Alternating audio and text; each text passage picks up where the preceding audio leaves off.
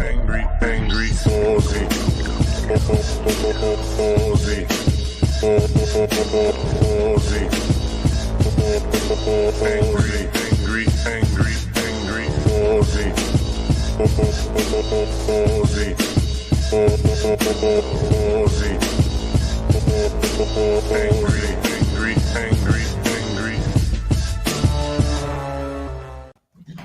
Hello, good evening.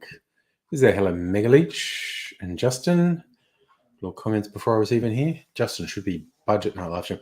Except that's boring as shit. What's the budget? The budget is the government lying, and that goes for whoever happens to be the government, but particularly when it's the LNP. Friggin' liars.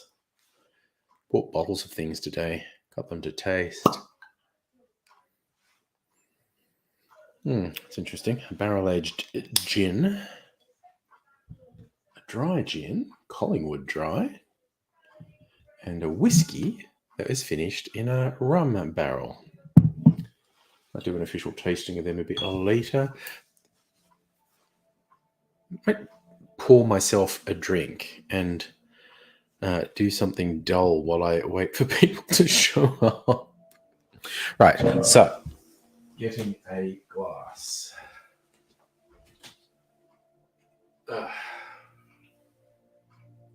That's weird. How did that happen?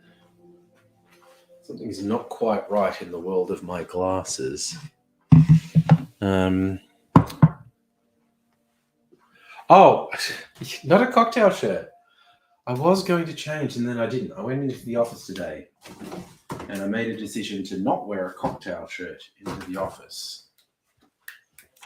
And I haven't changed. Yeah, I've still been pretty casual. I don't know. Next time I go into the office, I might wear a cocktail shirt. Wait, okay. Getting my shit together. Still can have a bit of peel. Now, things to do. Yep, okay, that. And that. Okay.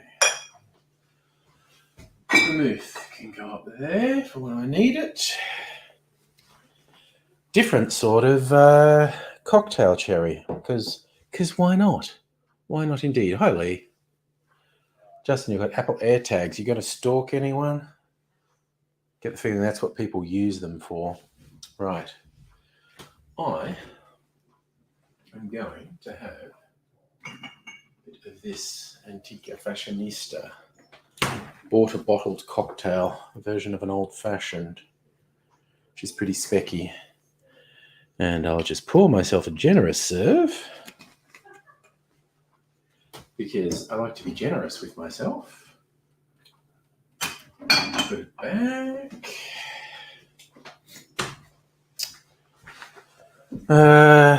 Okay. I know what else I want. Want a skewer. Okay. Get my shit together. Yeah, that kind of dominated, particularly online discourse for a day or so. The Will Smith hitting Chris Rock thing. Clearly the most important thing happening in the world. Wait, I just had the thing. Hey, Rays, what's up with you, man? Just you put it in your car so you can find it in the parking lot. Good plan. Just a bit of orange peel as a garnish. That's a shitty bit of orange peeling, even by my standards, and I'm honestly not very good at it. Little bit of orange oil, because it makes the drink extra nice. Now, I'm going to open this new jar of cocktail cherries. If I can, I'm not a weak man. Might have to use my magic jar opener. Oh, Jim, 10 out of 10, dad joke. Is today really the anniversary of Ragnar Lodbrok sacking Paris? You thought it was Thor's Day. Nice. Raise, all you gain out of the Will Smith is a fresh Prince learned fuck all. Yes, he's not allowed to get in fights. Justin, any person who stalks your mum, extremely boring. I'm sure you appreciate, she appreciates. Yeah, I'm going to need my magic jar opener for this. Fucking hell, this is sealed. Where is my jar opener? Seriously, where's my jar opener? Is it over here? Is it over here? Is it in the drawer? Well, I am going to be shit out of luck if I can't find my magic jar opener. Okay. Someone's put us in the wrong drawer. There are rules, and it's hard to find things when you put them in the wrong drawer. Okay. Oh, Justin, you do the find your iPhone stalking. Right. So, let me try this. Fucking shitballs. Shit. Just made a mess. I mean, hurrah, success, got it open. Boo, made a terrible fucking mess. Shit. Okay. Now I need to clean that up. So, clean up me. There, and there, and there. Fuck you, jar. I got you open properly, and then you were mean to me. That on, and I need some paper towel for the floor, because a lot of it went on the floor. Man. Chaos. Chaos reigns in the angry kitchen. I'm fucking sober. I don't do shit like this when I'm sober. If I was drunk, I'd feel like I had an excuse. Anyway. Deep sigh. So. Right. Smell different.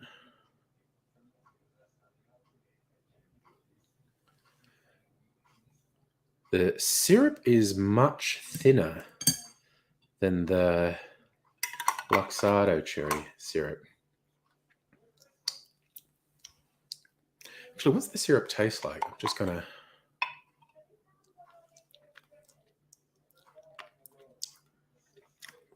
It tastes quite similar, but it's not as thick. Hey, sis Salumi. Oh, nice. Thanks, Lee, for the vote of positivity with your uni friend.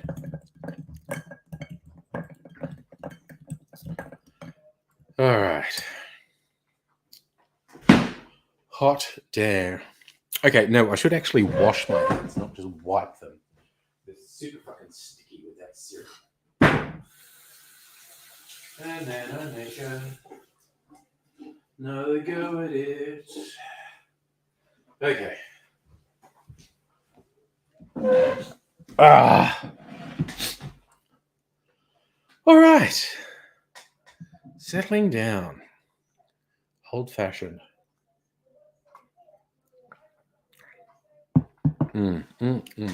That's nice. That's very nice. The thing I might do as I talk tonight is lily pillies or rye berries. Cut them in half and get the seeds out of them. I'm going to use them to make a syrup, which I did the other day, and it went really well. The syrup's good, but you leave these in sugar for a day or so, and they absorb a lot. And they're actually very like Class A cherries. They're very sweet. And they're yummy to eat, and they go well on desserts. So I'm going to make some more, because we've got a lily pilly tree in our yard that is fruiting. Hey, Annette, how are you?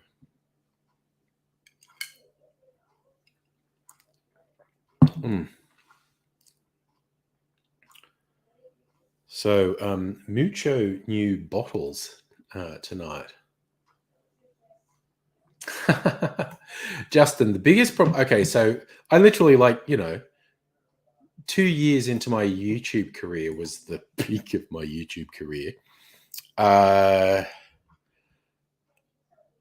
In retrospect, and retrospect's wonderful, but in retrospect, there's a couple things I could have done differently that probably would have made a huge difference. But I didn't go all in when I should have gone all in. And I missed my chance. Also, I don't adapt to change very well. YouTube started to change a lot 10 years ago, and I didn't change at all. And I paid the price for not changing. And that's on me. That's not on YouTube. YouTube doesn't owe me anything. But, these days my creative endeavor is the cocktail channel. And I've recently started to do a different style of video with that, which I'm quite happy with. And it'll probably develop more over the next year. What I'm doing in 6 months, a year might be totally different to what I'm doing now. Who knows? Nettie, enjoying the Will Smith, Chris Rock gossip and memes. There are a lot of memes. There were just a metric fuck ton of bad takes, like super fucking bad takes. And it sounds like a cliche when I say it, but the white people maybe need to shut the fuck up. Like all the spectacularly bad takes were coming from white people. Which is not to say all the takes from black people were good.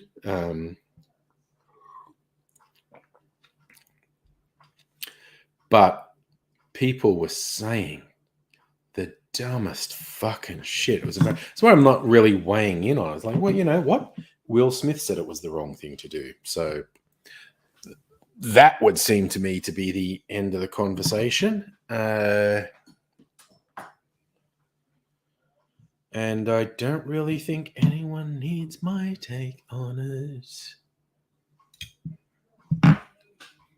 Oh, God, Nettie, the bad takes on Twitter, they were fucking bad. And they were from really famous people.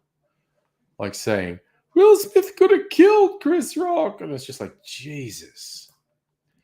Yes, Illumi, the only references I see to Jada are sympathetic to her, as in Chris Rock is an asshole. And I just love your people saying, it's a joke, you have to learn to take a joke. And it's going, okay, cool. So if I don't know, if Chris Rock was at an awards ceremony and I was hosting it and he was, I have no idea what his family is, but let's say fictionally, his mother is dying of cancer and is probably mere days or weeks away from death and he's wasting away and he's taken her out for this special night that's all magical and she's this wasted, frail thing because she's dying of cancer next to him. And I go, oh, Chris Rock is here. Man, give your mother a sandwich. She looks hungry. And is he going to take that? Are people going to say, it's just a joke? It's just a joke. No. It's just like,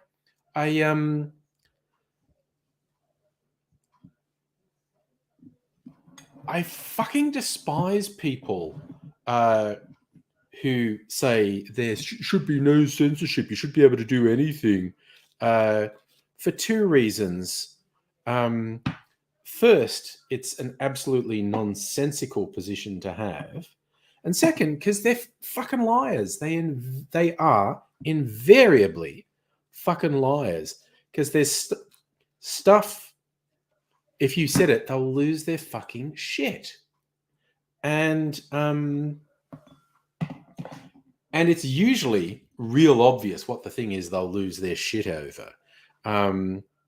So, yeah, I basically have zero time for 99% of free speech warriors for those two reasons. Their position is fucking moronic. And second, they're lying, hypocritical sacks of shit.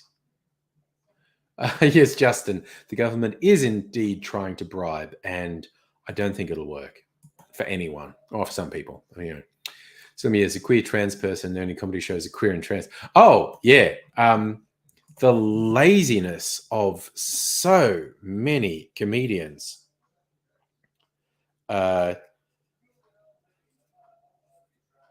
James Acaster has a good routine on what a piece of shit Ricky Gervais is. And, just telling the truth, just speaking truth, man. I'm a free speech person. Go back. Yeah, the trans community, they've had it far too easy for far too long. It's about time some plucky cishet white male millionaire took them down a peg or two. And as he rightly points out, the same people who go, yeah, Ricky Gervais can say whatever you want, lose their fucking shit if you call Ricky Gervais to account. It's, again, they are invariably fucking hypocrites. And it makes me sick. It's just like, and they expect to be taken seriously when their position is most definitely non-serious. The position they stake out is, well, fucking moronic. I was going to try and find another way to say it because I've said fucking moronic several times, but I can't think of a better way to express how bad their position is. It's just moronic. And yes, I philosophically disagree with them. The idea of, oh, it's all fair, you can say whatever you want. It's like, well, there's comedy and then there's bullying. There's comedy and then there's bigotry. There's comedy and then there's hate. And the line can be blurred. There's definitely stuff that I think is really funny that some other people would get very upset by the fact I find it funny, because people are different. That's why I think this should be a conversation. If you can't actually talk about it,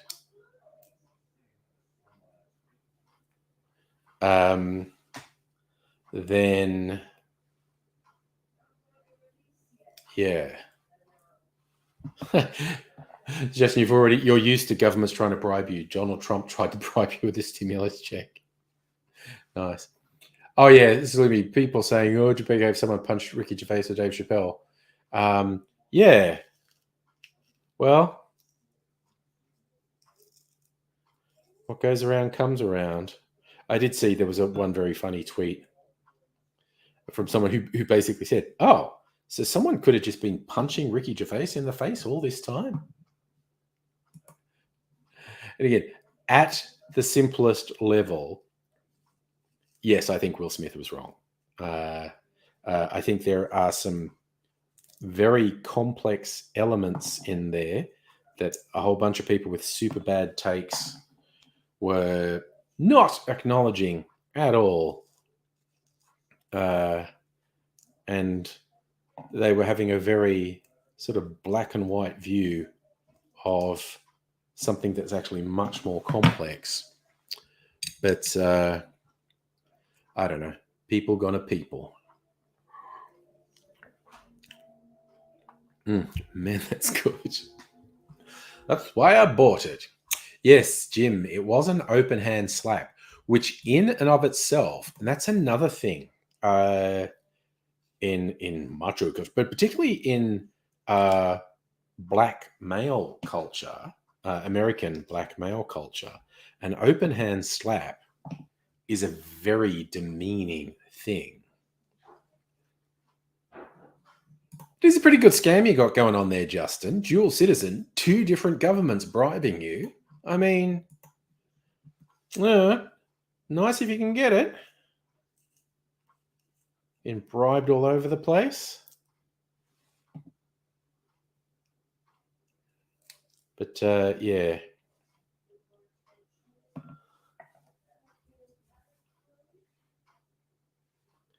Yeah, I mean, I don't know. I might look at some budget summaries tomorrow. Essentially, a good 90% of what Frydenberg says will be lies. Nettie, finding out Jada Smith is actually a very tough woman. She, in fact, is, yes. Finding that rather mild joke was so offensive, how about you had to go from Biff Rock over it? It's not like she lost her hair because of cancer. Well, it's alopecia. It is still a health condition. And mocking someone for their appearance because of a health condition, not exactly the height of civility, is it? It's not the mark of a quality human when it comes down to it. And yes, she does look pretty boss with a buzz cut. So she's got that going for her as well. Yeah, I think there was probably a whole bunch of weird shit going on with Will Smith, because I do remember reading some stories. Their relationship has an open aspect, and Jada was liaising with some young man, and even though, you know, they did have an agreement, Will may not have been super on board with it.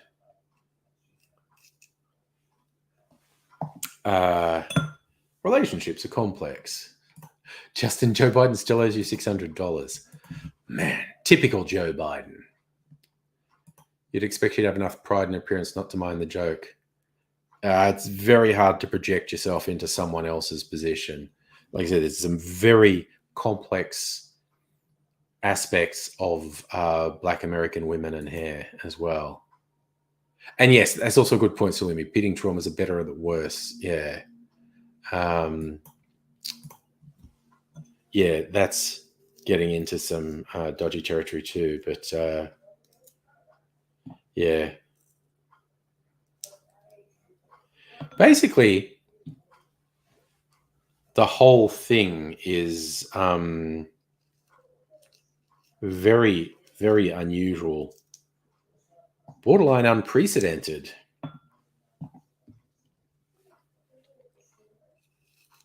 I don't blame people who were suspecting that it might have been staged. I think it's kind of obvious it wasn't, but I don't blame people for being suspicious. Yeah. So, Sulimi, someone shaved head for mental health reasons, being constantly questioned. Yeah, it's making a mental health. Yeah. And also, speaking of people who look good with a buzz cut. Okay. All right, that one's fucked. It's like I'm. Does anyone ever remember, you know, their mother or grandmother shelling peas? It's kind of what I'm doing while we chat. De-seeding lily pillies, which is not strictly speaking necessary for what I'm doing, but it helps in what it's doing. So I'm going to cover this with sugar, and the sugar is going to draw the moisture, the juice out of the berries. And cutting them in half and getting rid of the seed actually gives the sugar more surface area to work with. So you're going to get a better result. Kitchen tips with Angry.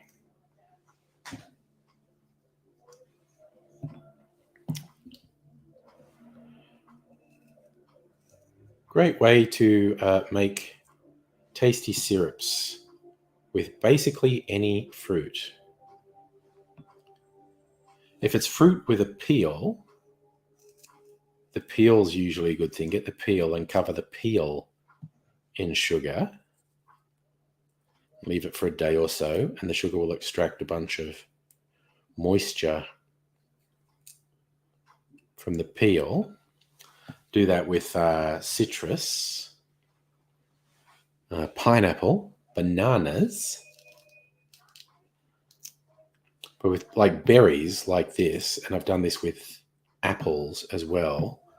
And what's the other one I did it with? Feijoa, because a neighbor has a feijoa tree that's fruiting. And use the actual fruit, cover it in sugar, and it draws the juice out.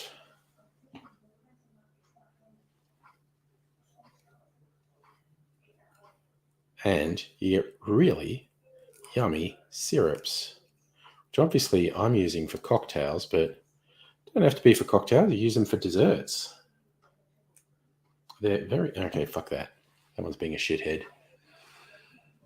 There's only me. Someone said to you, at least... Oh, God, at least you don't have cancer. Jesus. It's...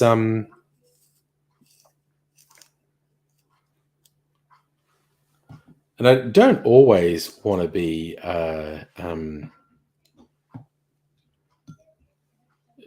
down on people who say stuff that they think they're being helpful, but it's remarkable how often shutting the fuck up is the right thing to say, or just saying something supportive without commenting on appearance. I mean, okay, this is different, almost unrelated, but kind of related. I never forgot a thing that happened. This happened years ago, like back in the 90s. Someone I was internet friends with, and that I was initially internet friends with this couple, a married couple from America. They were older than me, and they ended up splitting up. The guy was abusive, and he's a big guy, and he was even like if he didn't hit her, he was very threatening and fucking scary. And but he did hit her, and she had the hardest time. Like, it took her years to leave him because she was in love, and he said he was in love. And a friend of hers, trying to give her strength, thinking he was saying the right thing. She's going like, "Oh, but, I should go back to him. He loves me." And this guy said, no matter what they say, no one who hits you loves you. And she said, "Are you telling me my daddy never loved me?" It was just like, and the guy's face just dropped. It's just like, yeah, man, sometimes you cannot say the right thing. There's nothing to be said. "Oh, Micro, you miss us on days off, but you catch us when you have to go to work." Oh, well, nice of you to come in and say hello. And you catch me doing kitchen stuff, doing some fruit preparation, making a syrup. It's fun. I can talk and do this. Not that distracting, hopefully. But yeah, it's...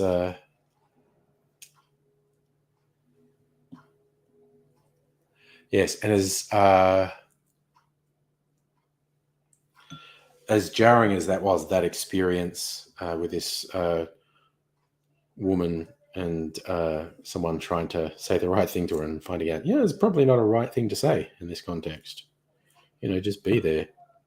I do appreciate it just from a learning point of view. Like, oh, okay.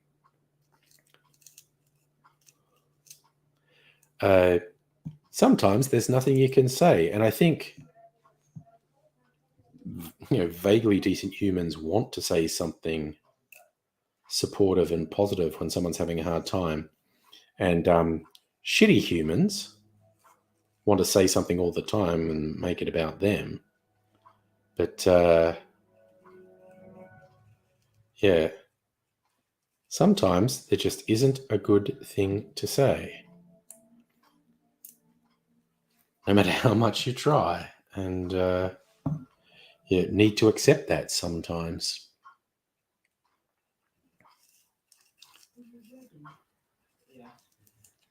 I mean, like years ago, a guy I work with, like young guy with an even younger wife. Like he was, I think he was late 20s. His wife was early 20s.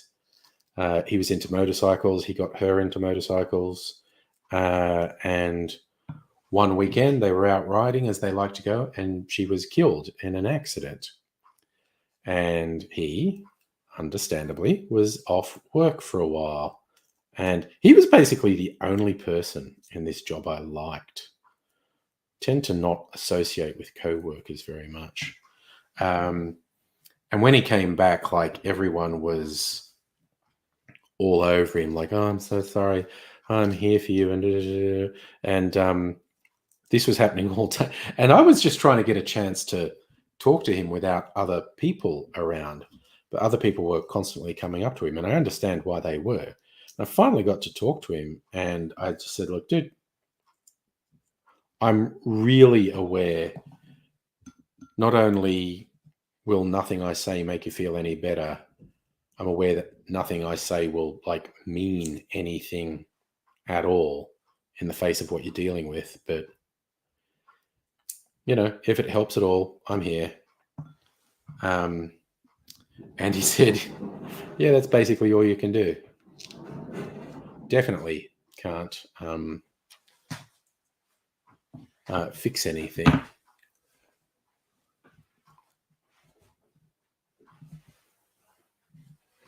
Yeah, Marco, you want to be a bit careful making big, broad judgments on areas that you actually don't know anything about.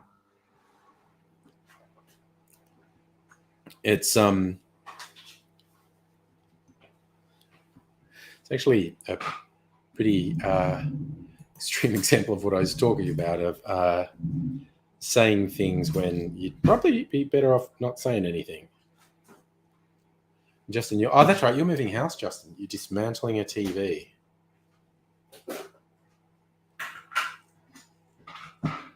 But anytime anyone mentions moving house, and a few people I know have been moving house recently, nightmares set in for me. I'm going to have to move at some point. I don't know. It might be in a year. It might be longer than that. It might be shorter. It won't be shorter than that. I just signed another 1-year lease. Well, actually, we didn't send that thing in, did we? I don't know where it's gone. Okay, we should get on that. We're supposed to sign another lease for another year.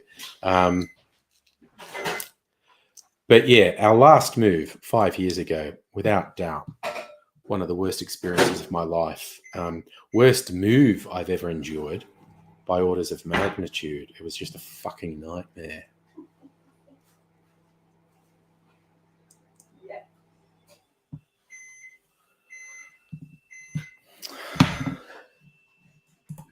Justin, is that a serious question? Buy my own.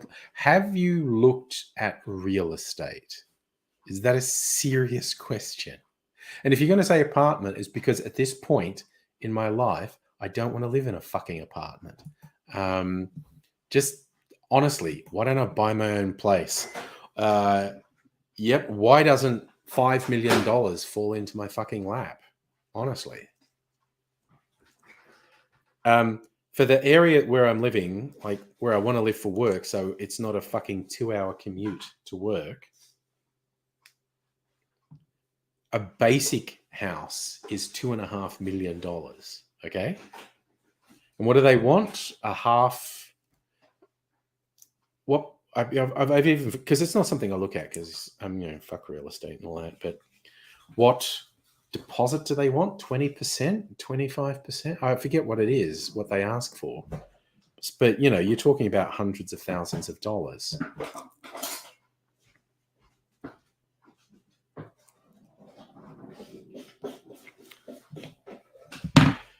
Micro, I love you, but you could do with a bit of empathy.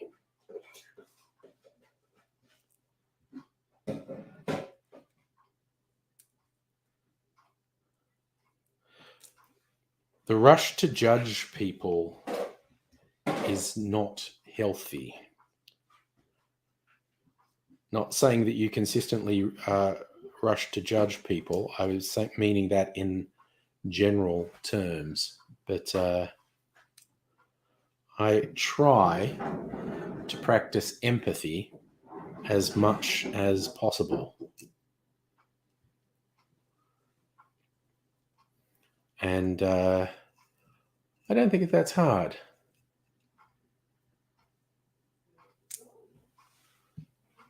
Micro, I'm not assuming you don't have mental health. You've been locked up and literal suicide attempts. Okay. It feels like,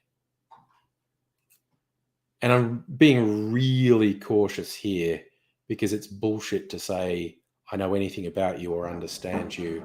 I'm talking to you about empathy. I try to show empathy and I try to encourage it in others. So I don't feel like I was attacking you. I was just suggesting a more empathetic approach.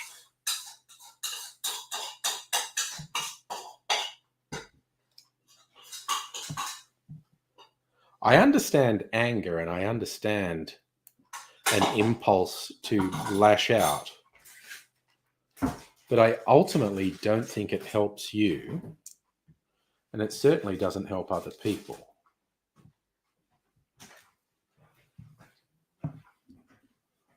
So, yes, I guess, what do I say? Yeah, I think you having a coffee and a chill pill is a good idea.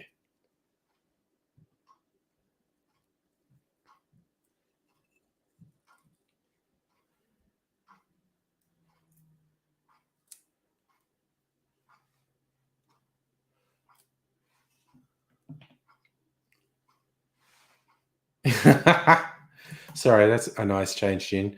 Once upon a time, a shop assistant was a job that paid off a mortgage before 40. What the term life begins at 40 once mean? That's just middle-aged men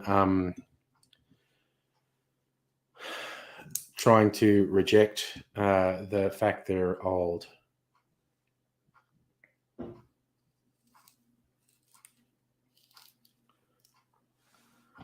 So when I talk about empathy, one of the things I mean is also understanding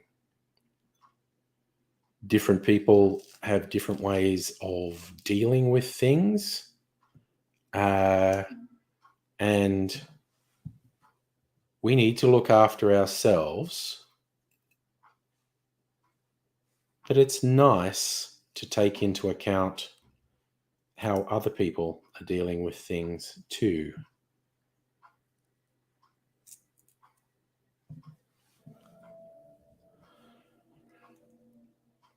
And Jim, like what you were saying about life begins at 40 and a basic job could pay off a mortgage.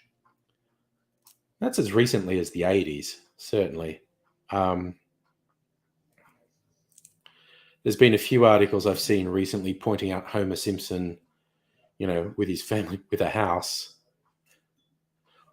In the 30 years The Simpsons has been on air, Homer's financial position has moved from, clueless buffoonery to seriously privileged, a lifestyle that very few people can hope to attain. Which is weird how we've let living conditions and working conditions go backwards so much in the last couple of decades. Because some very nasty people have control of the public discourse.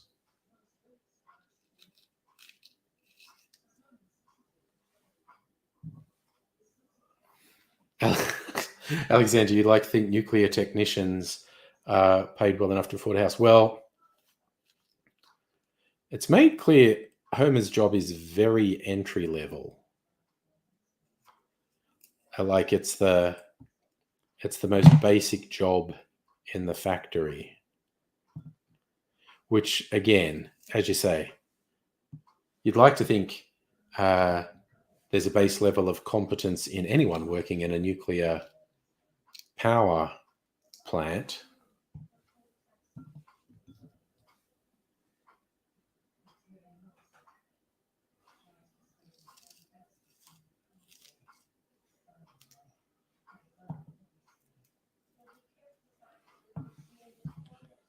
Yes, but I think hoping that there's a basic level of competence at people who work in nuclear power plants might be a false hope. I mean, I've heard some quite frightening stories about the level of competence or lack thereof at nuclear weapons facilities in the US. Really quite disturbing stories. So, yeah, maybe there are some Homer Simpsons out there.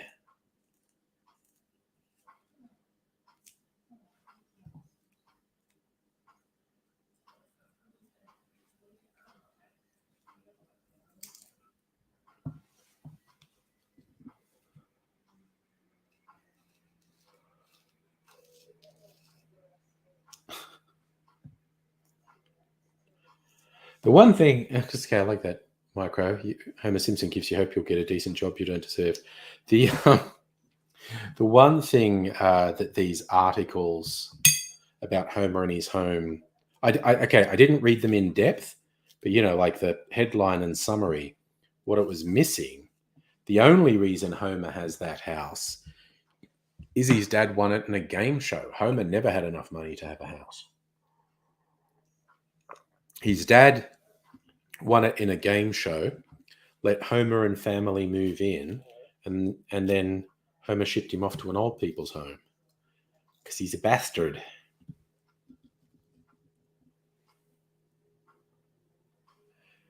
Yes, Justin, there have been lost nukes in the US over the decades. There was one accidentally dropped out of a plane at one point. It wasn't armed, didn't detonate, but still, the idea that they accidentally dropped a nuke out of a plane on US soil is a bit of a thing. Micro, a fun, you say they went on their own adventure. A fun one, it got dropped sort of north of Alaska, I think. So, sank into the icy waters and was lost. There's a joke that there were some nuclear-powered, nuclear-armed Eskimos running around. This guy over getting bored of office work. Time to find a new gig. It could be your office, yes. Okay, so Michael, you've heard of a few being dropped off Georgia, South Carolina. There's Aquaman's got some nukes, is what we're saying. They accidentally lose nukes into the ocean. Yep. It's like humans are like kids that have been given toys that are far too dangerous for them. And it's just, oh, well, maybe they'll fuck themselves up or maybe they'll be okay. Who knows?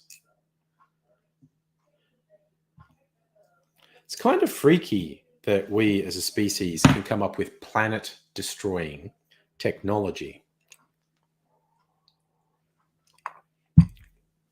Because as we see repeatedly throughout history, humans are not to be trusted. Oh God, Micro, that's harsh but fair. No lost nukes, only lost prime ministers. To be fair, we only lost one. So we're not doing that bad. We haven't had any assassinated, just saying. You're going to pick on people for what happens to their leaders.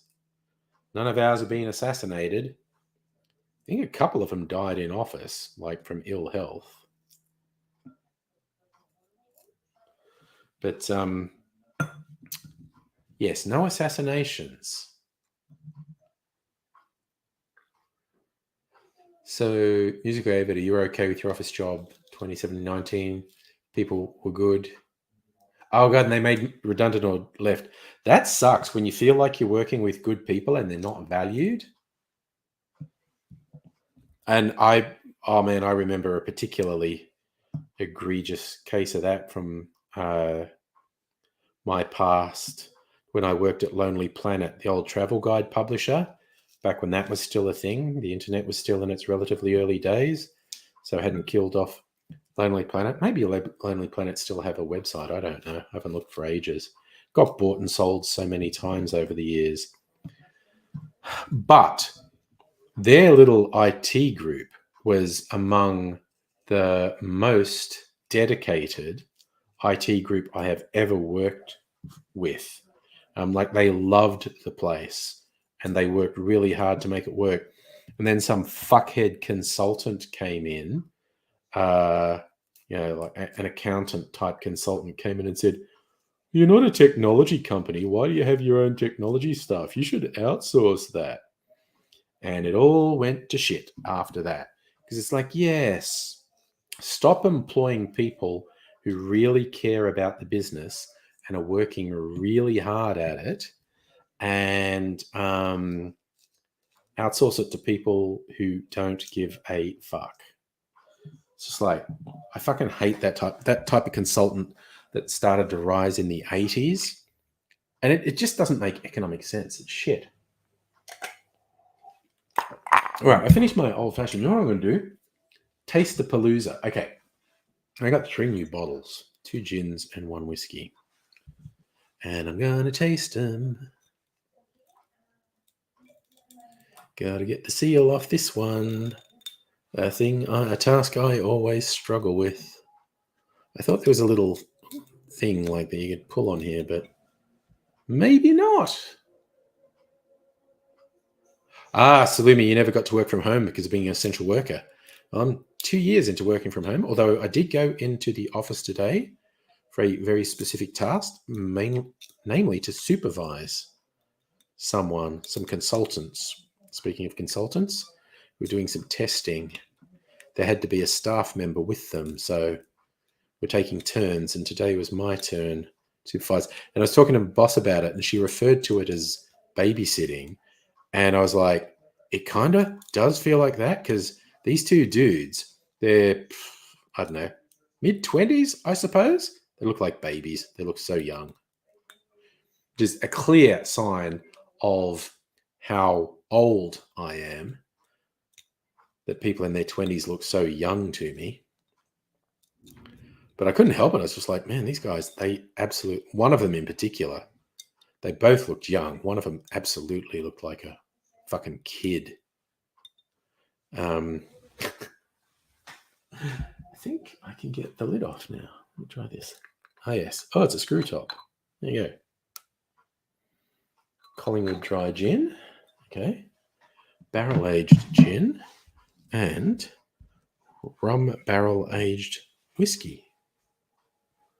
Micro, I am thoroughly aware I'm extremely privileged. I've been extremely lucky, extremely spoiled.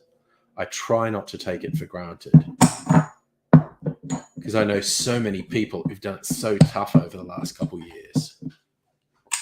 And it's honestly been pretty cushy for me. So I'm chucking out this stuff, trying to keep my little space a bit clean. There. Okay, stop that. Now. Right. Ooh, and I got to open the whiskey too. I haven't opened the whiskey yet. Brand new bottle.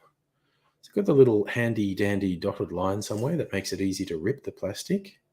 I think that's it there.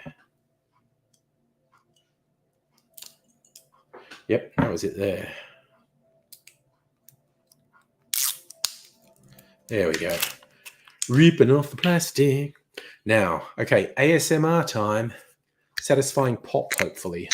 Squeak. Oh, that was a nice pop. Ooh. It's like honey and sultanas. Man, that is a really nice smell. Let's have a decent drop of the new whiskey.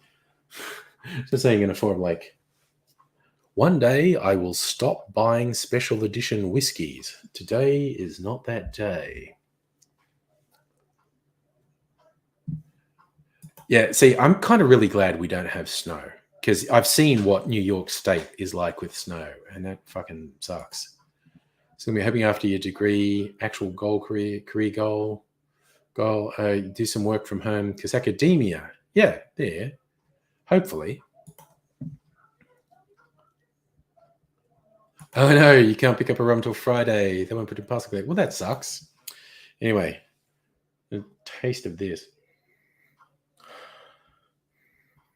There's even like a little bit of tobacco smell, like not in a bad way. You know how like fresh cut tobacco actually has a reasonably nice smell? And coffee, maybe even a little bit of coffee aroma.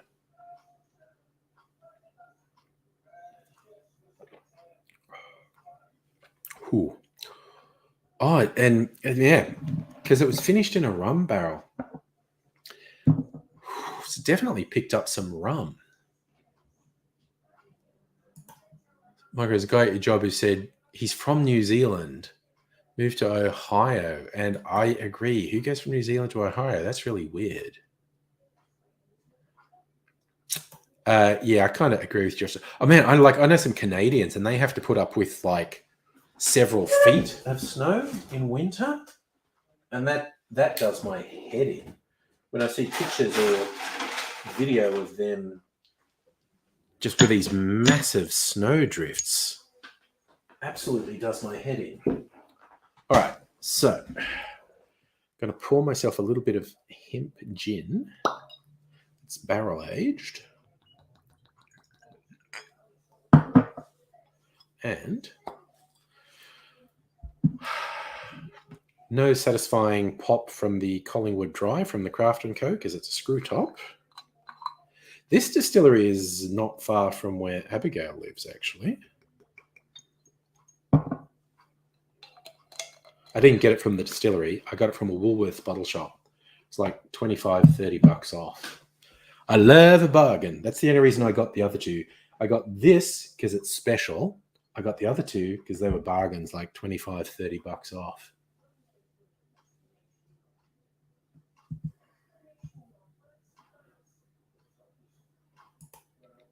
Given how excited Kat gets with rain, love to see his reaction show. I've seen what you're saying, Micro. I have seen cats really interested in snow, and then they jump into it, and it's so fucking cold they freak out and they just thrash about in it. It can be quite humorous.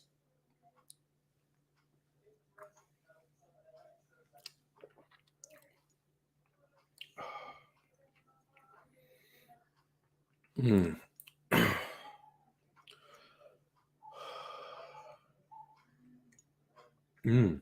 It's a pretty serious whiskey. Maybe I should make... Oh God, my go-to at the moment is an old-fashioned. Maybe I should make an old-fashioned with it.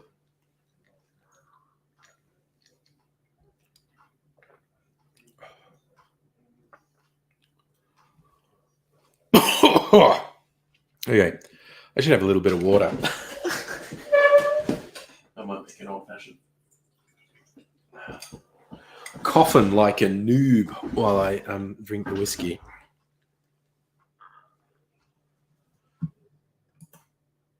Just less about cold, more about how damn he likes ice cubes but hates getting wet. Yeah, you do get wet with that.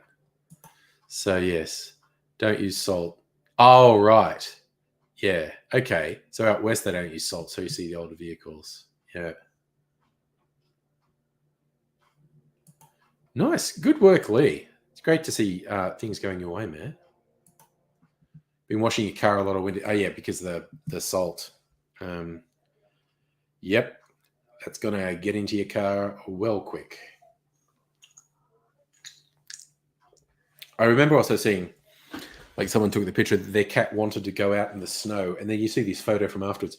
It's this really, beautiful, pure white snow, and it's got 2 cat paw prints in it, and that's it. Like the cat was really curious and went out and put its paws in the snow and went, fuck that, and backed right off.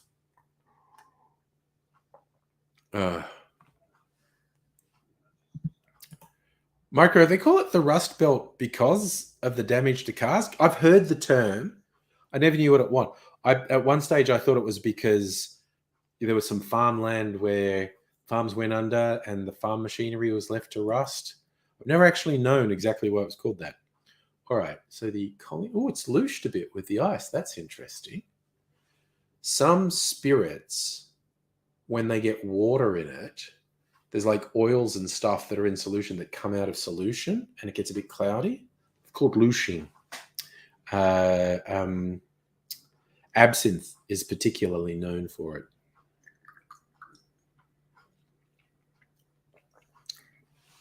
Oh, that's very junipery. That is a very junipery gin, very dry gin. That would probably make a really good martini.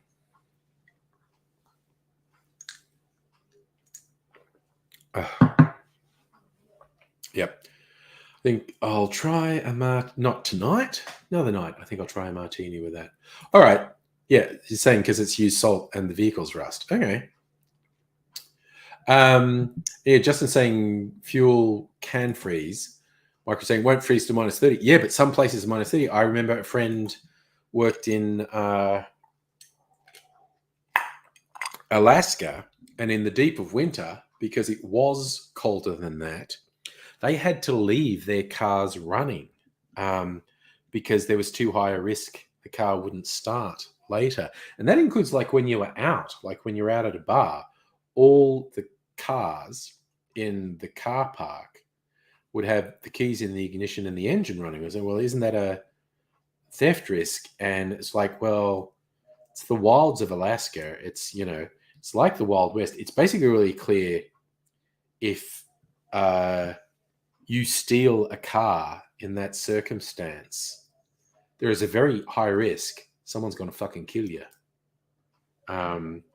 That's the deterrent, the knowledge that there's a really high chance someone will kill you. Dr. Abigail, that was a fun thing to walk in on, wasn't it?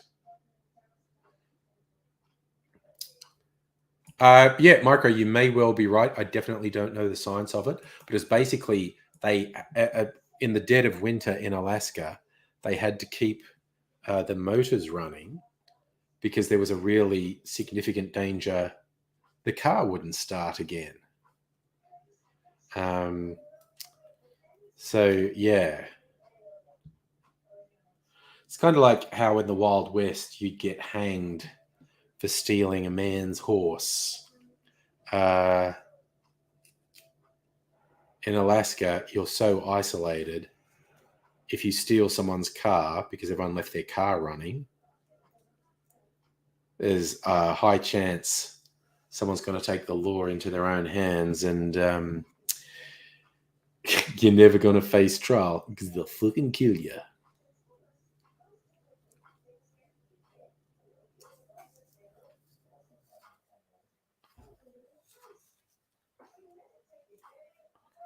Yeah, Justin, I don't know the ins and outs of it, but how this friend of mine explained it, it's like basically the fuel line would freeze. But yeah, I always thought that was a weird circumstance to find yourself in. You have to leave the car engine running continuously. And I thought, that is like nature's way of telling you probably shouldn't be in there. You're in an environment that is hostile to human life. Like in Australia, our biggest things are places that are too hot for human life. Like there are a few small settlements here and there that regularly hit temperatures in summer that can kill you. People there have to be quite careful to not get exposed in the middle of the day, 45 to 50 Celsius. Humans literally cannot survive in that. And if you're without shelter, you'll fucking die.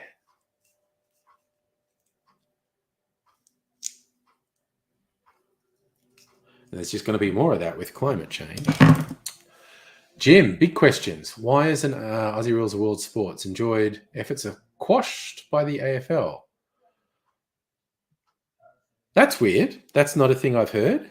But it's a good question. Michael, what happens when you have low fuel, cold moisture, tanks can freeze up? That's why you don't leave low gas in winter. Abigail went out on Sunday night, drag king show. Lots of queer women, got drunk, snogged a friend, told a different friend she had a crush on them, did martinis, settled down, drama. Well, that sounds like quite the adventure. Yes, big night. Well, see, Micro, drag king is a woman who dresses up as a male performer. Elvis is super popular with drag kings. So drag queens are guys who dress up as women to perform. Drag kings are women who dress up as men to perform.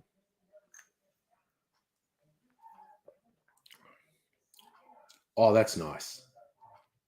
Okay, I've decided I'm a real fan of barrel-aged gins. Now I've got 3 barrel-aged gins.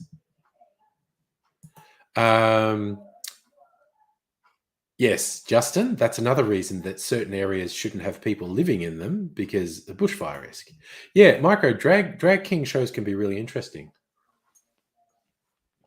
And Dr. Abigail clearly had a fun time at the drag king show.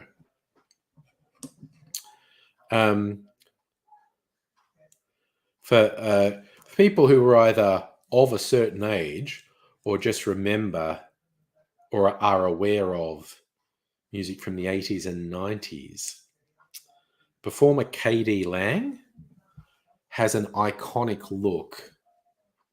Not that KD Lang was a drag king, bit of a lesbian icon, but her look is real classic and I think inspires a lot of drag kings. A very Elvis kind of look. Yes, Slimy and floods. It's like the country's telling us something. Ooh, Nettie wants to catch up for crepes and whiskey gossip, which sounds good. Like you'd think people would know to abandon. Oh, New Orleans, which is like all lower than sea level. Damn. So, Dr. Abigail, drag kings, much for the lesbian, queer women, AFAB crowd as drag queens. And yes, drag kings are very popular in lesbian clubs. Yeah. That's been my exposure to it. Either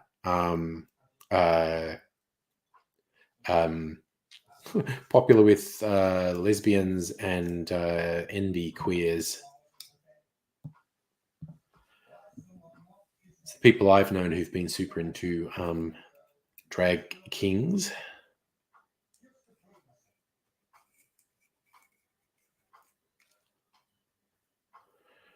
Now, speaking of KD Lang, I haven't heard of her for yonks. I wonder if she still records or performs.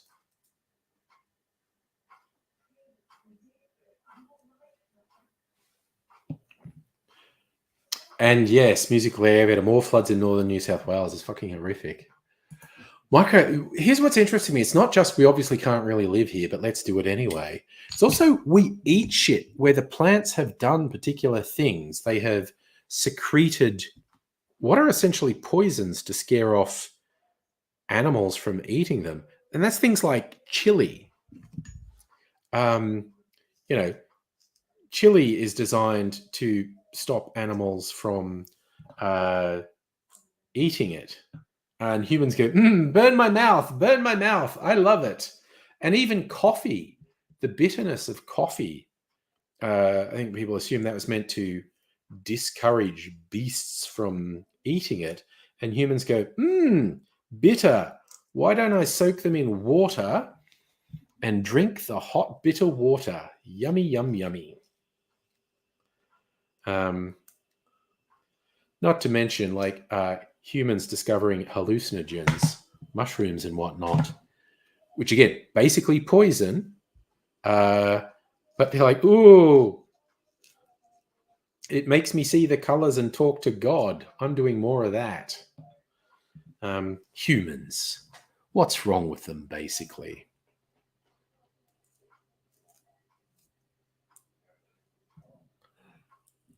Humans are the fuck around and find out species, basically. And yes, micro, yes, butthole juice from bees, vanilla flavoring, and everyone's like, yes, of course you can. Yeah, humans do the weirdest fucking shit. Yes, mild, tasty poisons. That's the human mindset. Yeah, no. Well, caffeine's definitely a poison. Sufficient concentrations of caffeine will kill a human. But caffeine and the bitterness is, I believe the scientific consensus is the plant developed that to stop animals from eating it, and humans are just like, oh fuck yeah, that sounds cool. I'm gonna have some of that because humans are just goddamn weird. The fuck around and find out species. That's another meme you could make of Will Smith and Chris Rock. Just label Chris Rock fuck around and label Will Smith find out. And Dr. Abigail, valid point. Sufficient quantities of anything will kill anything. Oxygen in sufficient concentrations will kill you. Plant warning. Bitter poison death bean. Humanity. Okay, that's an obscure one, Jim. Lonnie Donegan, who I do remember from great hits like Does Your Chewing Gum Lose Its Flavor on the Bedpost Overnight? Yeah, look, I'm sure some people have wanked themselves to death. I feel like that's happened. To be honest, you've promised numerous big world imploding deaths since childhood. Yeah. It is a weird time to be alive.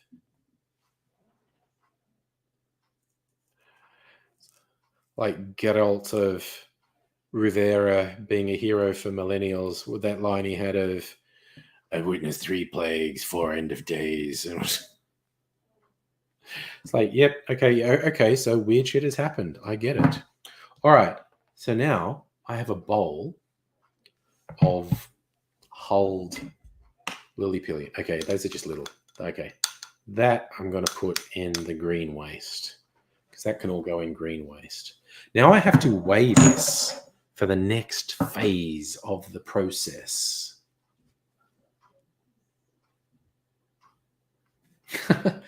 Oh yeah, no, silly me. I think I have seen the meme where Geralt is the millennial hero. Oh God, Micro, you feel you owed a horrible world-ending death. Well, see, yeah, my generation was extremely sure we were going to die in a nuclear holocaust, and that kind of faded away. Now Putin is making us think it's going to happen all over again, so that's fucking cheery. Okay, that in there. Now, what do I want? My scale. That's what I want. I want my scale so I can weigh this stuff, and I'll get a little bowl and I'll weigh it. I'm a fucking almost a scientician with. Oh yeah, I was going to make an old fashioned with that. So, where's the cool sugar syrup? There it is, and some bitters. I feel like some chocolate bitters would be good. I've got chocolate bitters in here somewhere. That's it. Chocolate bitters. Okay. Unzo. Okay, well, see, Micro, Y2K was real, but we managed it with the computers and whatnot. 2012 was just horseshit. It was kind of, fun to talk about, but it was horseshit. But yeah, we've plagues, nuclear fucking destruction, climate change staring us down. Bit of a hoot, really. Okay, 169 grams. Okay. So I want to add 300. Oh yeah, there's like dirt on them. Dirty. Oh, that just looks white. Yes. Okay. Yes. The religious extremists did say the removal of the homophobic laws in Tasmania was going to ruin Australia. I loved Tasmania was the last state in Australia to remove statutes criminalising homosexuality. Not that it was being prosecuted, but I remember activists when they were moving to get the law actually taken off the books, they were fronting up to police stations and saying, "You have to arrest me." And the cop is going, "Why do I have to arrest you?" So, because I broke statute, blah blah blah blah blah. And the cop goes, "Which is, I definitely sucked his dick last night. That's illegal." And the cop is going, "Cool, cool, cool, cool. I'm not arresting you. Well, you have to because it's the law." Well, yes, true, Jim. The original millennials were 1,000 years ago, I should say. That's true. Oh, yes, and there were a lot of people who thought gun laws were going to be crazy stuff. Same-sex marriage, ruin the world? No, yeah. It's ridiculous. But the weirdos keep kicking back against it. Okay. Okay, I'm going to clean this bowl because it somehow got dirty. Dirty bowl.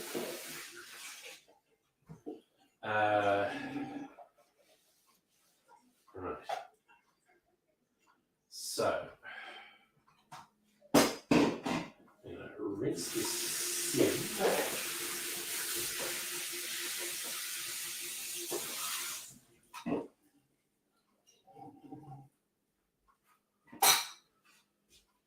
All right. Now, I'm going to rinse these lily pillies again because I think they're dirty. Dirty lily pillies. Got to rinse. Oh, yeah. No, that's left dirt in the bowl, too. Ew. Dirty lily pillies. Rinse them off again.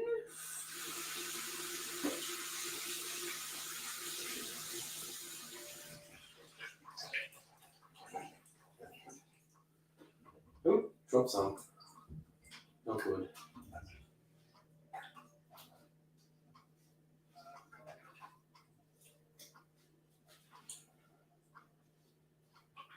Right, just a little bit more rinsing. Going off.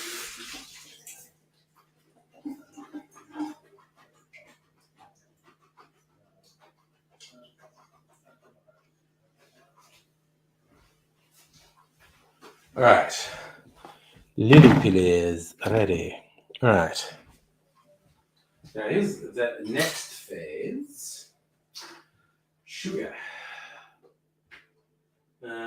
Where's the raw sugar? I want brown sugar. I'm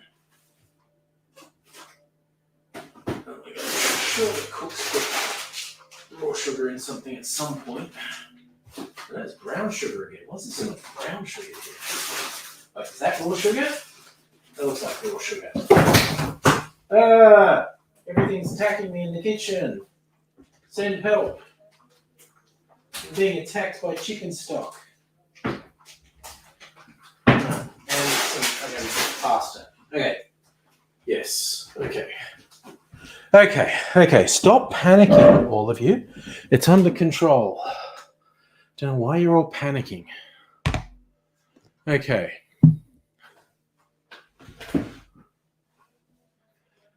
Micro, I, for one, am extremely glad you didn't kill yourself. And I think that is a superpower you have, facing that down. I was smart talking to Seed, calling him dirty. Nettie thinks I'm in a Carry On movie. Yeah, okay. So, wanted to add 300 grams of sugar. How much caster sugar? I'm going to have to get some more caster sugar. Using up all the caster sugar.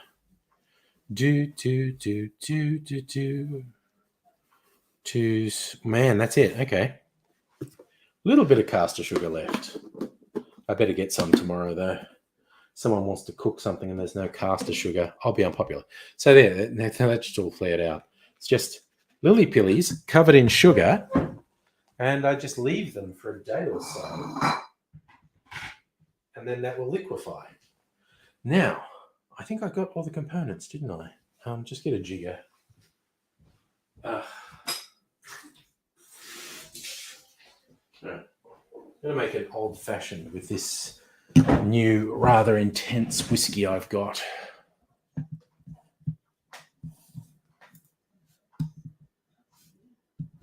All right, there you go. Now Silimian micro bonding over anxiety. That's a common thing to bond over now. There we go.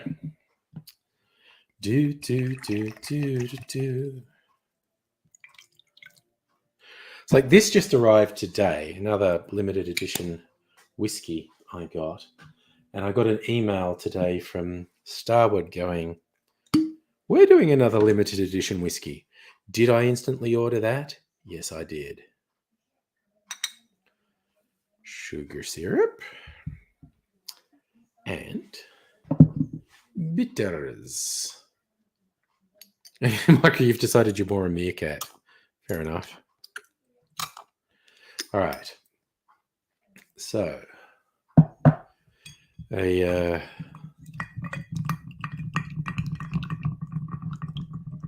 stir the old-fashioned. I got an email today advertising like a super rare American bourbon for $20,000 for this bottle. Super rare, much sought after by collectors. Limit one per customer. $20,000. I thought, well, I'm not getting that. But there was a bit of me that thought it would be super funny to go on the internet and make cocktails with this $20,000 bottle of rare bourbon that would make whiskey obsessives freak right out. Just you post photos of your bathroom in a Facebook group. One guy says he's noted your name down so they never get into his properties. Landlords broadly fucking suck.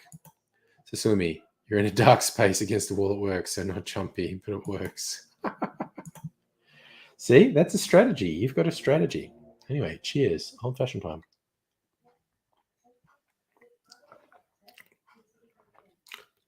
Man, wow.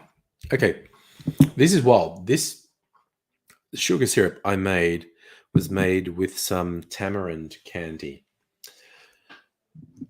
Tamarind is a fruit popular in Southeast Asia that has a kind of sweet and sour, even slightly salty characteristic.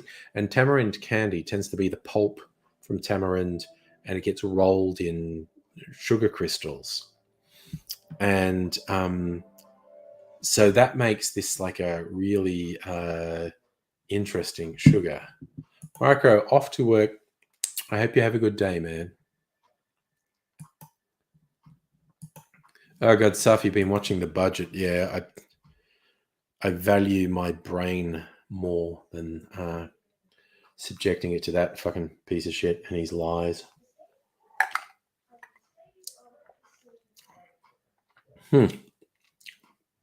Man, this is a serious fucking whiskey.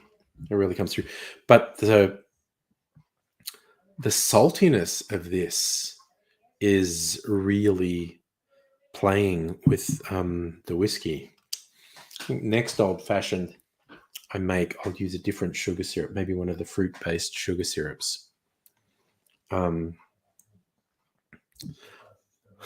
almost chucked this out, and then I decided I liked it. My tamarind sugar syrup. I think I need to make another brown sugar syrup, though.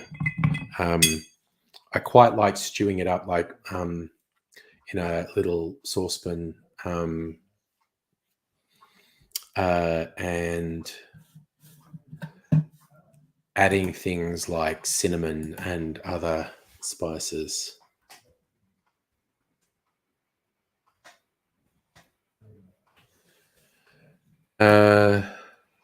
I'm not sure why you think there's not a shadow treasurer, Safa, because there is. And I just looked it up. Jim Chalmers, been the member for Rankin since 2013. He's from Brisbane. So I'm not sure why you thought there wasn't a shadow treasurer. All right. I'm not going to do another old fashioned tonight. I'm going to drink water for the rest of the night. But I think definitely, yeah, I might not use this anymore. I don't know. I have to think. Make another brune sugar syrup. Maybe put some cinnamon and cardamom and star anise in there. Safa, again, you are incorrect. You could go on the Googles and just type Shadow Treasurer.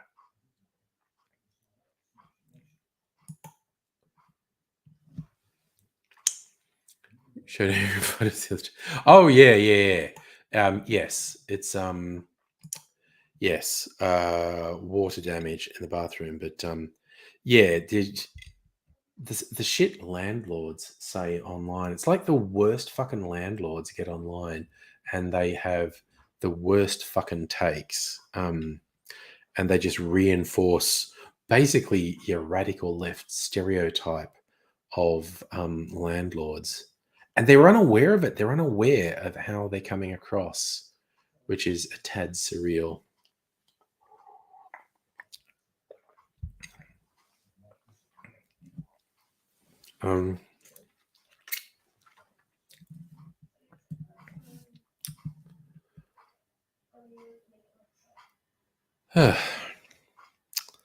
That's a spicy. Look, okay, I need to stop drinking tonight, but I'm keen.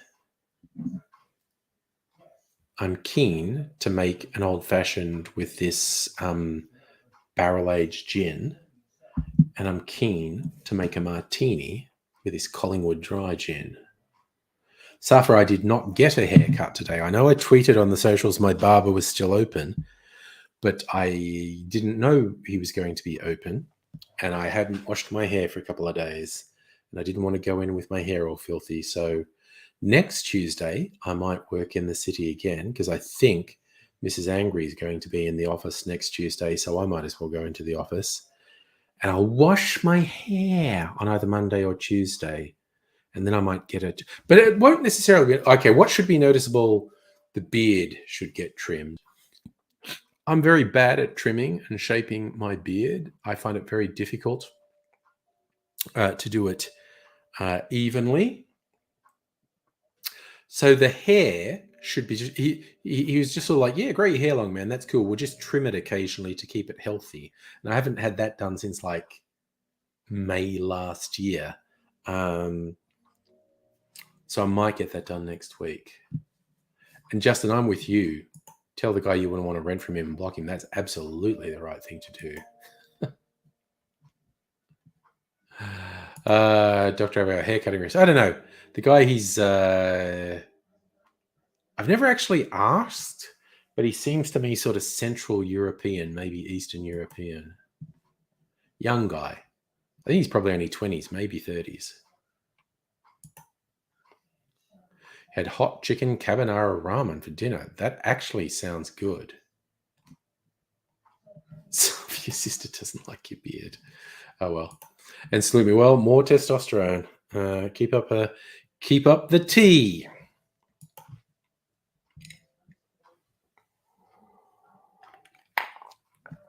Yeah,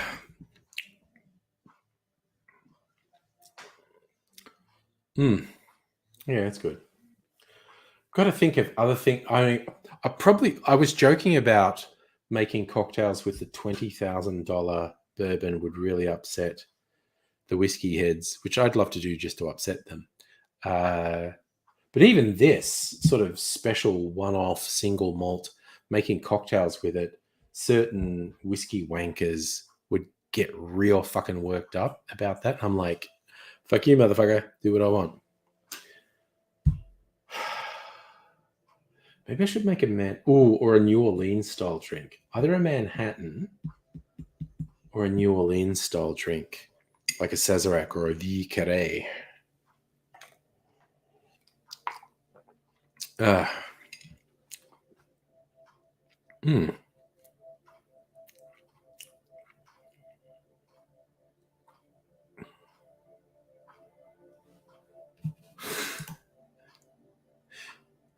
Jim, in your next life, you want to be bald and average. Does that mean you're hairy and above average now? And you're glad you don't need to be. Aha! I think I get what you're saying there as well. That the slang of a beard, as in someone that a lady uses to hide the fact they are in fact a gay lady.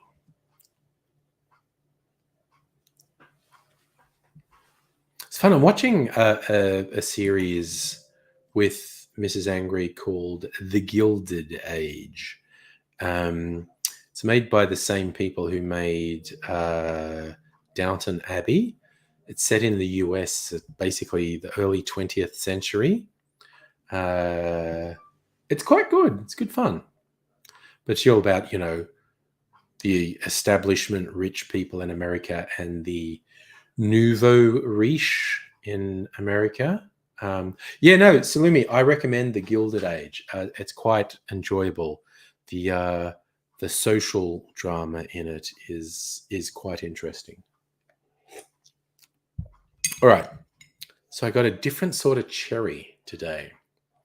And I've let it soak through 2 cocktails. Both old fashions, mind you. Now, does it taste as good as a Luxardo cherry? It does not. In fact,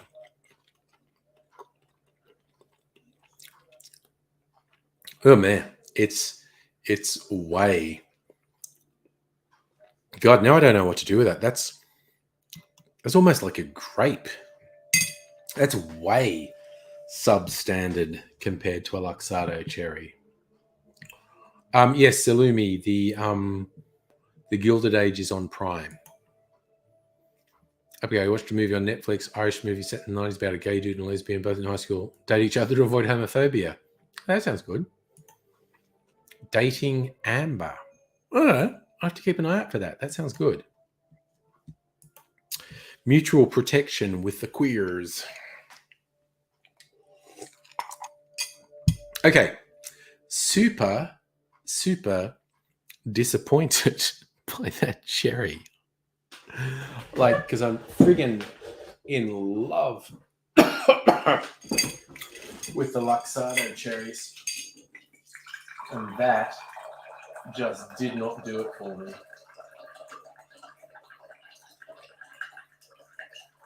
Ugh. And I've got a whole jar of them.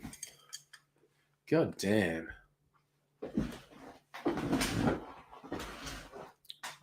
If it's set in the 90s, you'll watch it.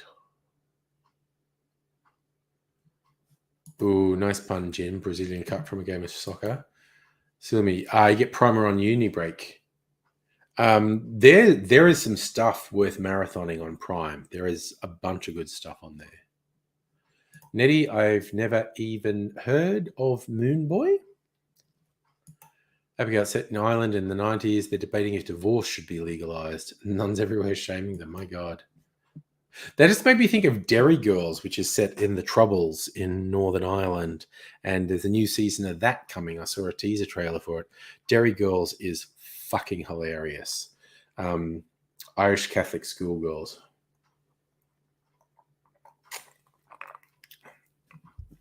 Hey, Ray. How you doing, man? So, Limmy, I'm only on season 2 of Mrs. Maisel. I watched 1 or 2 episodes with Mrs. Angry a while ago, and she didn't get into it. And I kind of was, and I'm going, well, I'm going to watch it anyway. And then I think it was like a weekend. I was just being lazy, slumped on the lounge watching it. And then she ended up sitting, watching it with me. And then we decided to watch it together. I really enjoy how Mrs. Maisel is just the performances in it, and the script is just the other side of naturalistic. It's almost naturalistic scripting and acting, but not quite. It's just really fast-paced and quippy, and I really enjoy it. Silly me, you struggled to get into Derry Girls. The religious trauma. I love Derry Girls. See, because I went to Catholic school as well. So,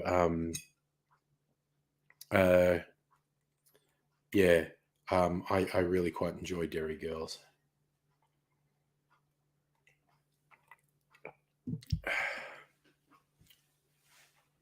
And my parish priest growing up was Irish Catholic. So I just realized I left these things here. I should put them away so I don't forget. Put the sugar. I didn't have to use the raw sugar. Still a bit of caster sugar left. And I have some brune sugar here. I might turf this tamarind sugar syrup because the sourness, the saltiness is, I don't know, a bit much.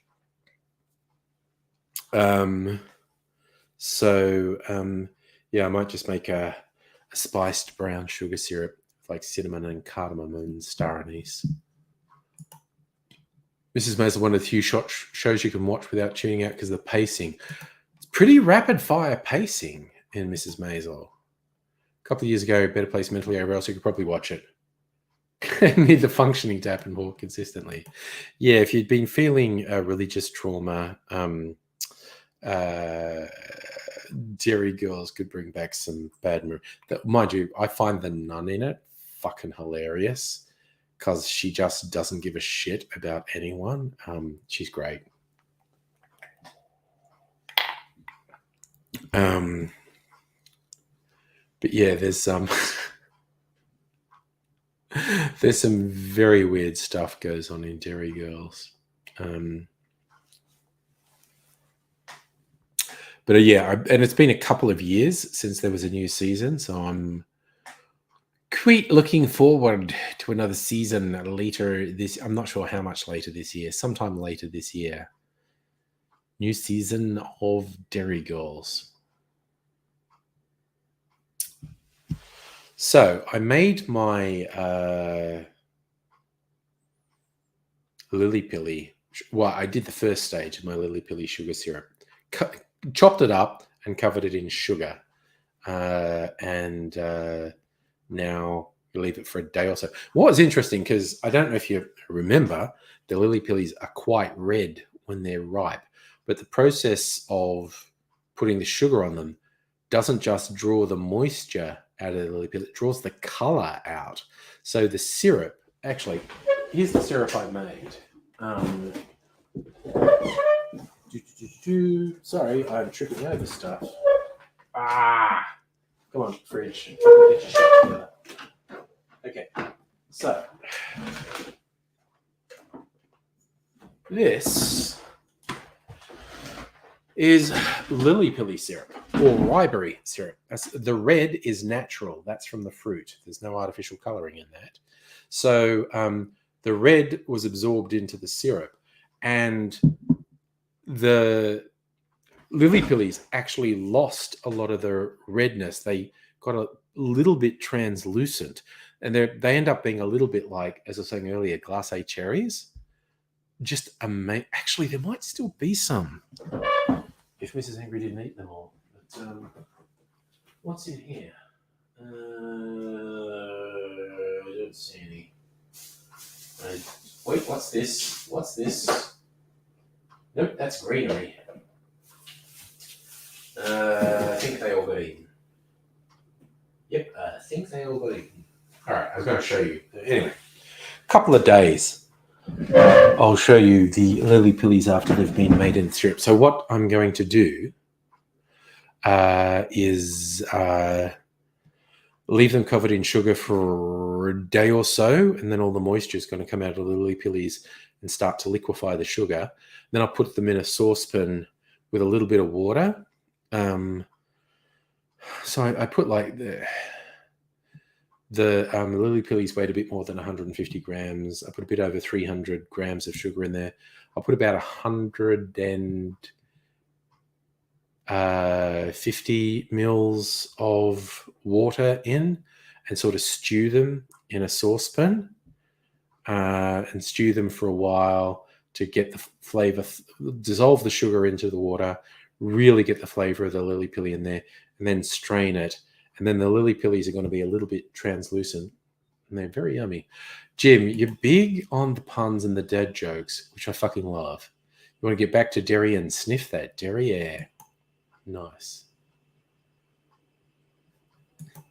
No, I don't think I've ever passed out on a school night.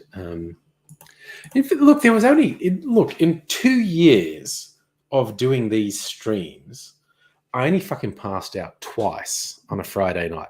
Both times because I wasn't measuring my drinks. It's like I did it once and thought, well, that was bad. I won't do that again.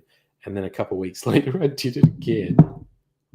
And it's like, oh, okay. So I did it like twice in about a month.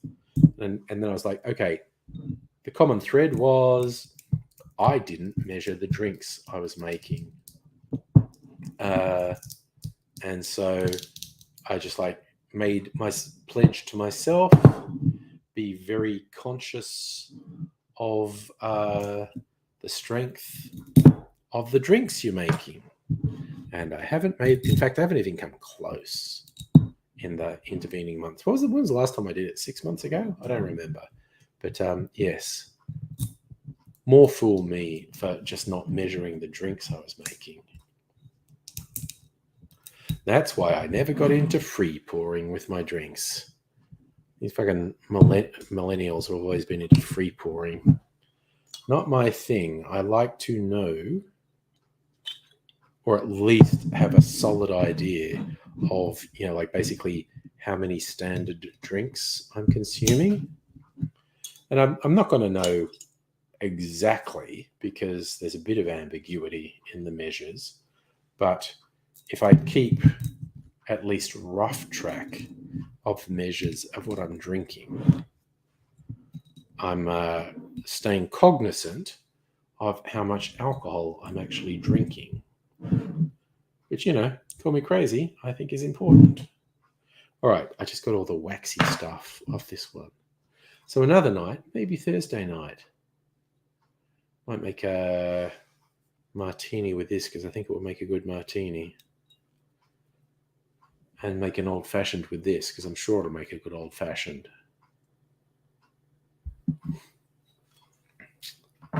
Oof, and I'm behind in making cocktails for videos for my cocktail channel. I have to seriously think. Maybe make something for... Yeah, I want to make an April Fool's Day video. Okay, we've got 20 minutes to talk about April Fool's Day. Can I make a video about a cocktail with an April Fool's? In fact, I'm just going to put that into search. Oh, no. Fucking Bing. I forgot I'm on this. Jesus. What's this? At this gravest of times, the coalition has served up an election budget designed simply to keep itself in power. Well, fucking duh, man.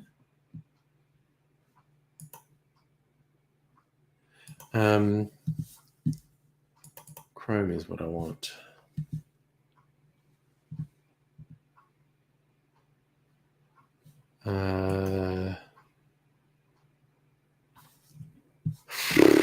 That's right. I was about to say, I forgot what I was thinking of. April Fool. If I just search April Fool's cocktails, what comes up? Okay, there's an actual cocktail called an April Fool. Not that surprising. What does Difford say is an April Fool cocktail? Okay. So, yes, you pretend it's a martini. You prepare it as if it's a martini, but it's just chilled water. Okay, that's fairly innocent. Oh, God, tipsy bartender. That's going to be a bit surreal. 12 most insane April Fool's. The prairie chicken. Pop an egg, some salt, and some pepper into a rocks glass full of gin. It's a prairie chicken. Toilet water. Okay, it's just got blue curacao. Yeah. The gag reflex. Bong water shot. Melon liqueur, Jägermeister, and orange juice. Drain pipe shot. Irish cream, blue curacao, and cola. West Virginia swamp water. Oh, cement mixer is the fucking worst. Okay, who's aware of the cement mixer shot? It's basically Irish cream or a cream liqueur and lime juice, and lime juice will curdle the cream liqueur, and you have to like put them both in your mouth and then slosh it around like you're a cement mixer, and then it's just going to coagulate into really gross lumps in your mouth, and then you have to try and swallow it. That's disgusting. LA water. Vodka, gin, tequila, rum, triple sec. Yeah, it's just stupid. Oyster shooter. Vodka, lemon juice, lemon wedges, and a oyster.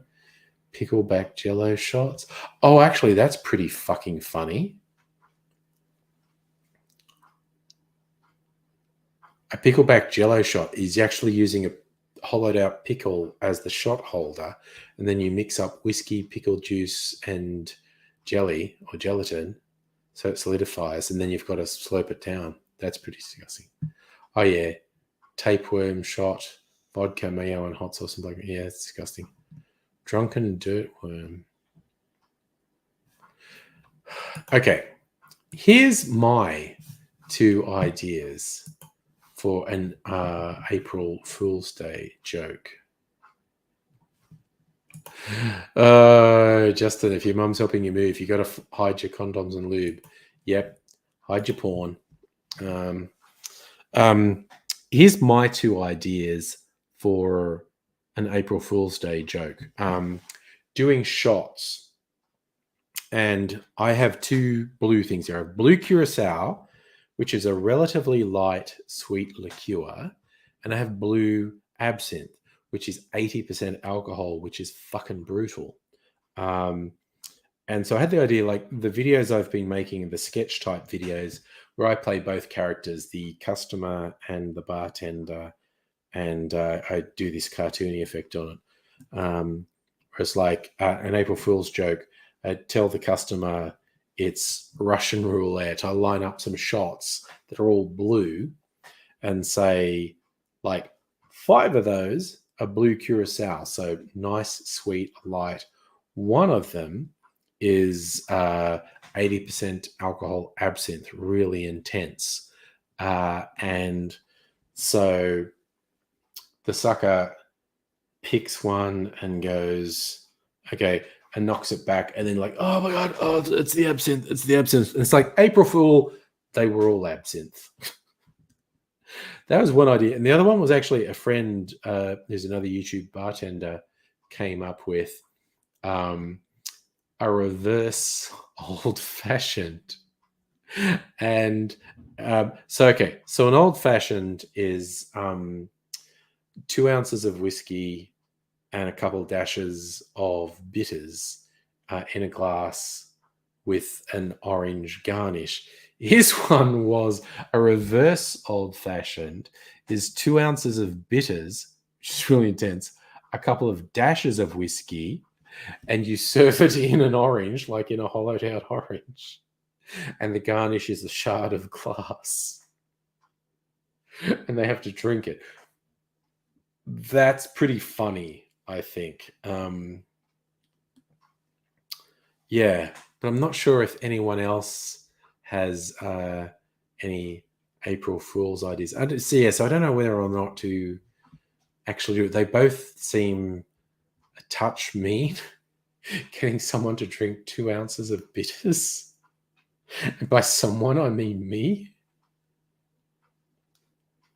And the thing with the only thing I'm worried about with the shots and doing the, like, saying there's, it's Russian roulette. There's 6 shots lined up. 5 of them are blue curacao, which is a nice, light, sweet liqueur. 1 is blue absinthe, which is 80% alcohol and really brutal. And then the person does the shot, it's absinthe, and they choke, and you go, ha, April Fool, they were all absinthe. It's almost like, and is that encouraging binge drinking? I don't know. I don't know.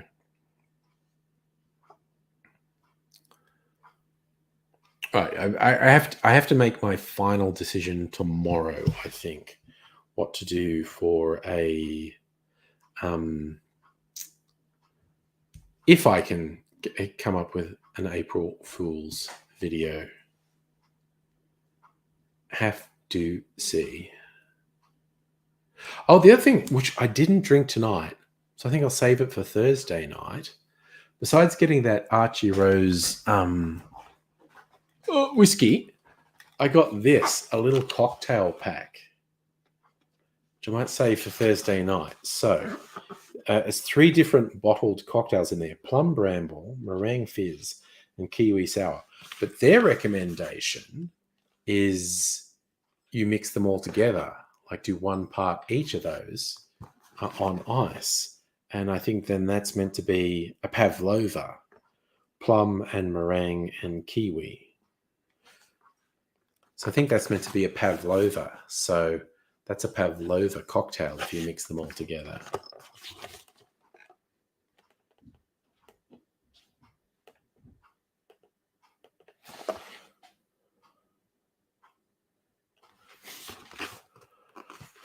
So I didn't want to get absolutely shit-faced tonight, which is why I'm not drinking that tonight. Justin, when we were in high school, overseas friends said he found out his family was moving to Indonesia on April Fool's. Thought it was a joke. I did a video on my channel like 10 years ago, an April Fool's joke. It's one where Mrs. Angry actually helped me. You don't see her, but you hear her voice. And it was my old house. I come up to the door and I'm going to play an April Fool's joke on my neighbor. It's going to be hilarious. And so I run up the door and I say something like I knock on the door, quick, it's emergency. And they go, what is it? And I go, your husband's been killed in a terrible accident. And then it goes, oh no, oh! And then falls, like, the idea is that she had a heart attack and collapsed because I said her husband had been killed in a terrible accident. And after the noise of someone hitting the ground, I sort of point at the ground, ha, April Fool. And then look back at the camera and go, oh my God, this didn't work, run away. I thought it was funny. Jokes about people dying. Hilarious. Anyway, that's in a couple of days. We've only got 2 more days of March left. Friday's April Fool's Day. You mean Raymond, my brother? I believe he wasn't buried. He was thrown in a well in the backyard. I'll actually post that to the family Facebook. We have a group thing on Facebook.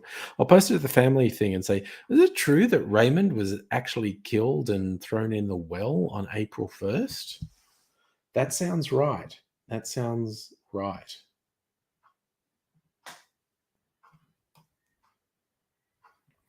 Oh, yes, and daylight saving going away. You're right. Justin, you're having your last LARP session with daylight saving. Time for daylight saving to go away. Also, the kid who's going to Indonesia was a Texan. Imagine a Texas kid finding out you're moving to... Yeah, you would hope it's... Man, that would be weird. Going from Texas to Indonesia would be fucking surreal. That would be wild. That would be quite the experience. All right. So I made my lily pilly, or did the first stage of my lily pilly syrup tomorrow. I've also got these, which I'm going to work with tomorrow. Feijoas, growing locally. Might make some more feijoa syrup tomorrow. And I've got some limes and lemons to juice. Because I like lime and lemon juice in cocktails. Also, I like a squeeze of lime or lemon juice in a Pepsi Max.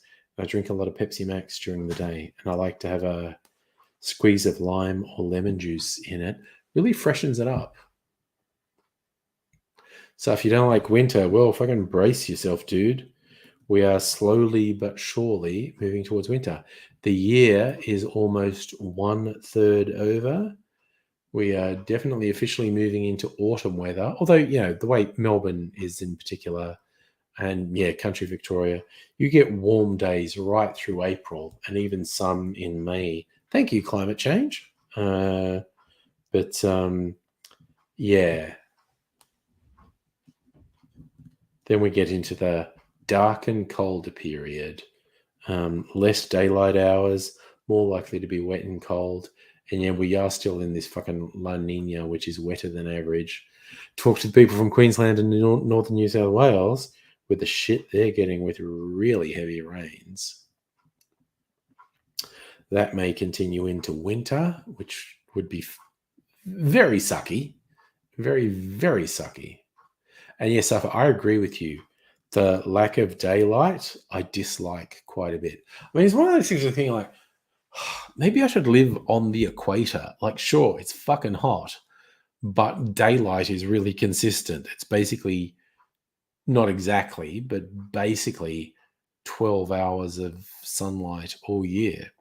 Whereas the further you are from the equator, the bigger the divergence between summer and winter. Like here in Australia, we get quite a bit of divergence. And Mrs. Angry grew up in England. I mean, yeah, like in places like in Northern Europe, some of the populated places, you know, they have a mere sort of 6 hours of daylight in the middle of winter, but they have 18 hours of sunlight in summer. If you go to the real extremes, you get the places that are completely dark for a month and then completely light for a month at the poles. Salumi, you don't love winter because, oh yes, seasonal depression. Yes. Aptly forgot to sound like Germany in winter. Yes. When you get that fun combination of just clinical depression coupled with seasonal depression, coupled with circumstantial depression like a global pandemic and the horrible spectre of a world war. It's a great combination. It's an excellent combination. Whenever we think of the extremes of night and day, I always remember one of my favorite vampire movies, 30 Days of Night, when the vampires isolate this Alaskan town that is in complete darkness for 30 days so they can just take their time in picking off every person in this town who stays there for the month of darkness. Yes, the idea of having no relief from vampires for 30 days is pretty intense.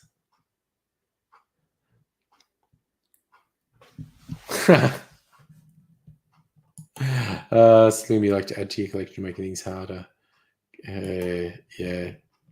So if you had two summers in 2013, it's one of those things where I kind of toy with, like if I was stupid rich, would I chase summer? I'd be tempted to, man. I'd be fucking tempted to, as the weather got cooler here, I'd just be, yep, I'm fucking off to the northern hemisphere. I'm just going to chase summer for a couple of years. It would be tempting. I know some people say you need the variety, but I'm like, do we really? If I was like a multimillionaire, couldn't I just like fuck off around the world and just try and have nice weather all the time? Seems reasonable to me. Seems reasonable. But yeah, it may or may not be practical. Who knows? So, look. Last little thing before I leave.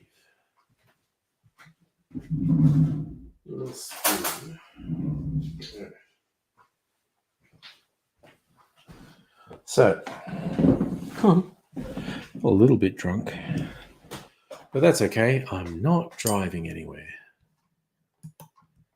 Dr. Area, we have a Transformers comic as an alternate cover that's a version of the poster for Endless Summer, Autobots with surfboards. Oh, yeah, Endless Summer is that old fucking surfer movie from the 60s or 70s. So, with this really attractive red syrup, natural red from lily pilly berries, and taste-wise, it's really nice. Like, it doesn't just taste... This is mostly sugar, right? It's like, by weight, it's 50% sugar. But it's got this really light, fruity taste. It's fucking great. Whereas this one, which is... what did I say it was? Tamarind candy syrup. It's going to have very little bit of this.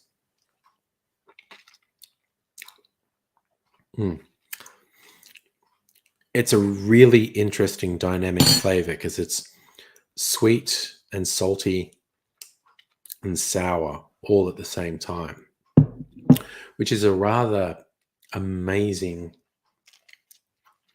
collection of flavors to have in your mouth. Don't think I'll make it again, though. It's an interesting experiment. When you say funny, you mean sad. Sorry, where did I say I was going? No, I was just saying if I was a multi-billionaire, I might chase summer. Just have constant summers. When it started getting cooler here, go to the northern hemisphere. Not actually going anywhere. I mean, in a couple of weeks, I'm spending a weekend away. I'm sort of going place off Great Ocean Road. We drive for a couple of hours to get there. So there won't be any streams that weekend. I think it's the last weekend in April. So there'll be a weekend where I don't do live streams because I'll be away having fun. Abigail, I missed the thing you were saying were funny. No, I don't think I did. You were saying the Endless Summer. Oh, sorry, Endless Summer. Oh, okay, sorry, I did miss that. Endless Summer 2 shot 20 years later. Kind of funny how much capitalism has destroyed their surf spots. I did miss that. I absolutely did miss that. You like cold and long days. Yeah, visit one of the poles in their summer. Long days and very cold. Safa, no craft beer relief in the budget. That is not a thing I care about. Even like, okay, I'm a big supporter of the distilling industry in Australia. I do think they don't cover themselves in glory when they try to argue against excises on alcohol and whatnot. I just feel like they regularly pretend there are no social ills that go along with alcohol consumption. And I'm like, come on, fellas, come on. You can't pretend there aren't problems because there are. There are problems. So, yeah, I occasionally feel a little bit embarrassed when they make their cases against the alcohol excise and they fucking gloss over the social ills of alcohol. Dr. Abigail, looking forward to getting a one-off payment, but won't fix the rising cost. No, of course it won't. It's just it's an attempt at vote buying, which I don't think will work. But hey, take the fucking money, Jesus. But yeah, fuck the LNP, seriously. Oofed. Okay, so I'm going to go to bed. Tomorrow night won't be a live stream. Might do some video shooting for my cocktail channel tomorrow. I taste some of the stuff that's in barrels here tomorrow. See what that's like.